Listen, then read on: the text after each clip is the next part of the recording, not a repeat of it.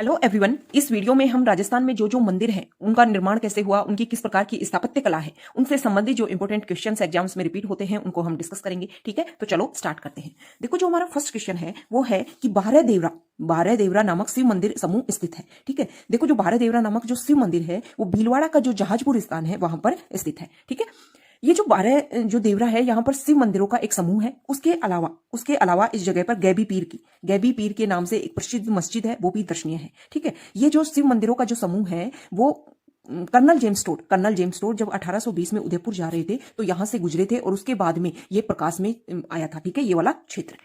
Next question है कि राजस्थान में चूंदी तीर्थ स्थित है। ठीक है, तो राजस्थान में जो चूंदी तीर्थ है वो जैसलमेर में स्थित है। अब ये क्यों प्रसिद्ध है? क्योंकि यहाँ पर गणेश का मंदिर है। ठीक है, और ऐसे बोलते हैं कि अगर कोई जो दर्शनार्थी श्रद्धालु सच्चे मन से आकर यहाँ प्रार्थना करता है तो उसके अपने घर का सपना साकार हो जाता है। तो इस मंदिर को घर की मन्नत पूर्ण करने के लिए ये गणेश जी का जो मंदिर है वो प्रसिद्ध है।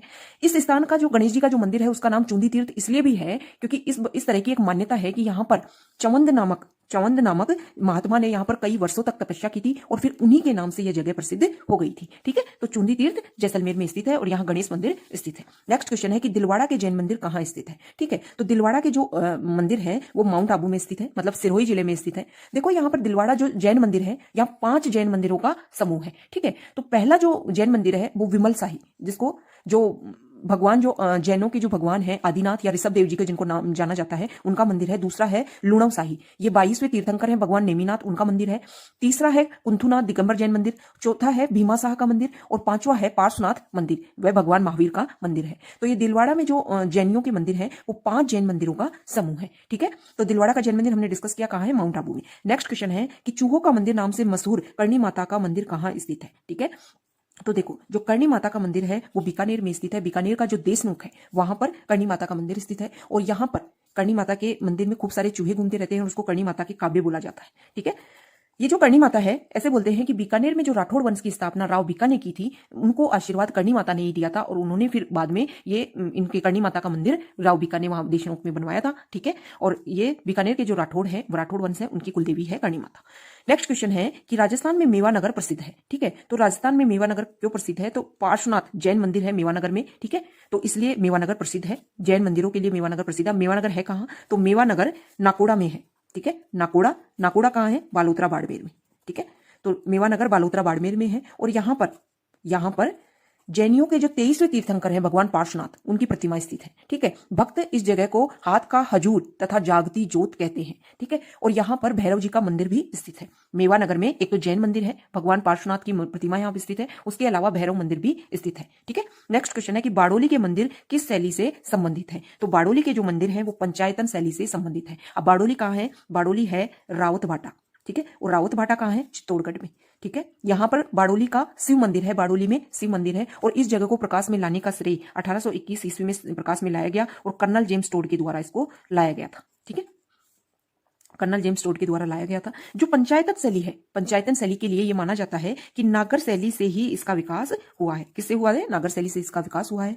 जो पंचायतन शैली है, इस शैली के अंदर जो मंदिर बनते हैं, हिंदू मंदिर बनते हैं, उनमें मूलतः 5 भाग होते हैं। एक गर्भगृह होता है, एक अंतराल होता है, एक गूढ़ मंडप होता है, एक रंग मंडप होता है और एक मुख मंडप होता है। ठीक है, तो पंचायतन शैली के तहत जो मंदिर बनते हैं उनके 5 भाग होते हैं।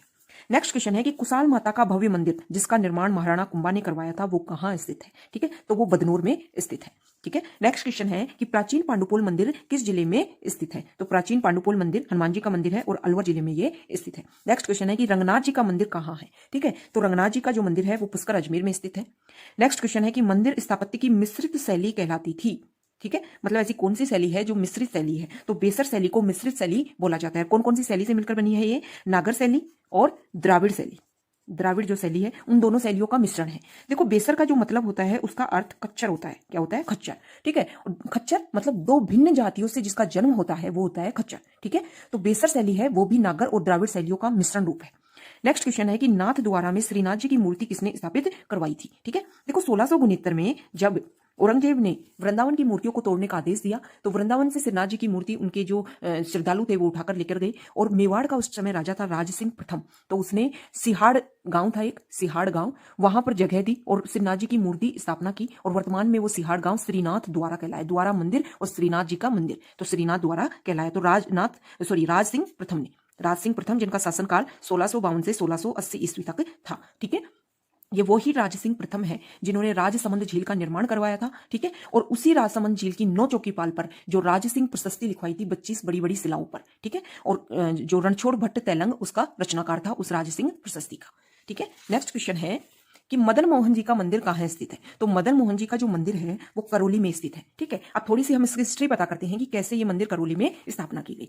देखो, भगवान श्री कृष्ण जी के प्रपुत्र थे। ठीक है, और मथुरा के राजा हुए थे वज्रनाभ जी। ठीक है, अब उनको उनकी माँ कहानी सुनाया करती थी कृष्ण जी की, तो उनकी कहानी सुन सुनकर उन्होंने श्री कृष्ण के 3 विग्रहों का निर्माण करवाया। ठीक है, एक गोविंद देव जी, एक गोपीनाथ जी और एक मदन मोहन जी। ठीक है, तीनों का निर्माण करवाया।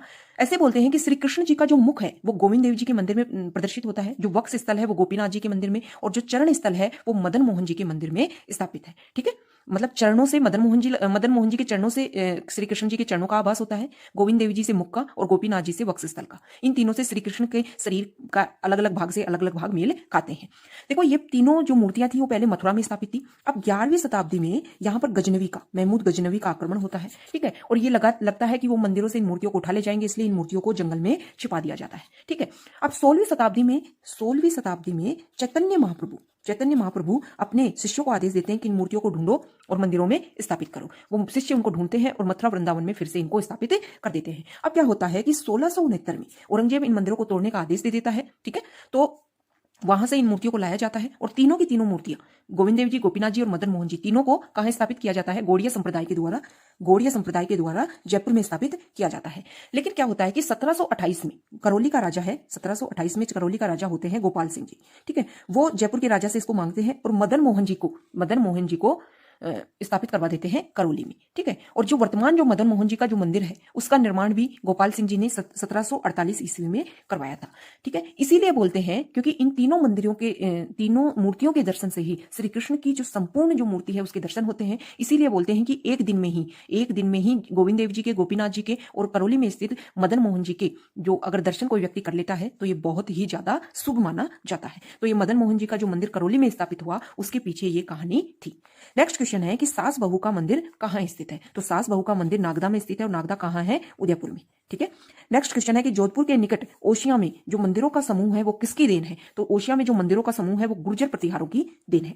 नेक्स्ट क्वेश्चन है कि बेणेश्वर धाम मंदिर किस जिले में स्थित है? तो बेणेश्वर धाम जो मंदिर है वो डूंगरपुर में स्थित है। डूंगरपुर में माही, सोम और जाखम 3 नदियों का संगम स्थल है। ठीक है, नवा टापरा गांव में, डूंगरपुर के नवा टापरा गांव में किसका मंदिर है? शिव मंदिर है। वहीं बेणेश्वर धाम स्थित है। ठीक है, और इस स्थान को आदिवासियों का कुंभ के नाम से जाना जाता है। माघ पूर्णिमा को यहाँ पर बहुत बड़ा मेला भरता है और आदिवासी यहाँ पर असंख्य संख्या में, बहुत बड़ी संख्या में लोग यहाँ पधारते हैं। इसीलिए इसे आदिवासियों का कुंभ, वागड़ का कुंभ या वागड़ का पुष्कर के नाम से इसको जाना जाता है। नेक्स्ट क्वेश्चन है कि किराड़ू के मंदिर किस जिले में स्थित है? तो किराड़ू के मंदिर बाड़मेर में स्थित है और इसको जो किराड़ू के मंदिर हैं उनको राजस्थान का खजुराहो बोला जाता है। ठीक है, किराड़ू को मंदिर को राजस्थान का खजुराहो बोला जाता है। यहाँ पर 5 मंदिरों का समूह है जिसमें 4 मंदिर तो भगवान शिव के हैं और 1 मंदिर भगवान विष्णु जी का है। ठीक है, नेक्स्ट क्वेश्चन है कि पुष्कर में ब्रह्मा मंदिर के अलावा राजस्थान में ब्रह्मा जी का दूसरा मंदिर कहाँ स्थित है? तो आसोतरा में ब्रह्मा जी का दूसरा मंदिर स्थित है। नेक्स्ट क्वेश्चन है कि मशहूर विमल शाही व लूवण शाही मंदिर कहाँ स्थित है? तो अभी हमने डिस्कस किया कि सिरोही में जो आबू पर्वत है वहां पर ये मंदिर स्थित है और इनको दिलवाड़ा के जैन मंदिरों के नाम से भी जाना जाता है और दिलवाड़ा के जो जैन मंदिर है उसमें 5 मंदिरों का समूह है। नेक्स्ट क्वेश्चन है कि रणकपुर का जैन मंदिर किसके द्वारा निर्मित करवाया गया था? तो रणकपुर कहाँ है? पहले हमें ध्यान होना चाहिए कि रणकपुर पाली में है। ठीक है, रणकपुर पाली में है और धरनक सेठ के द्वारा, धरनक शाह इसका नाम है, धरनक सेठ के नाम से भी इनको जाना जाता है, उनके द्वारा रणकपुर के जैन मंदिरों का निर्माण कराया गया था। ठीक है, नेक्स्ट क्वेश्चन है कि रणकपुर के जैन मंदिर का मुख्य शिल्पकार कौन था? तो दीपाक या दीपा, ये उनके दीपक और इन्हीं का नाम है दीपा। ठीक है, तो ये रणकपुर के जो जैन मंदिर हैं उनके रचनाकार थे, शिल्पकार थे। नेक्स्ट क्वेश्चन है कि माउंट आबू में दिलवाड़ा मंदिर उत्तम उदाहरण है। तो जो दिलवाड़ा के जो जैन मंदिर है तो वो जैन स्थापत्य कला के उत्तम उदाहरण है। ठीक है, तो ये हमने राजस्थान में जो मंदिर है उनकी स्थापत्य कला से संबंधित इंपॉर्टेंट क्वेश्चंस को डिस्कस किया। Okay, thank you.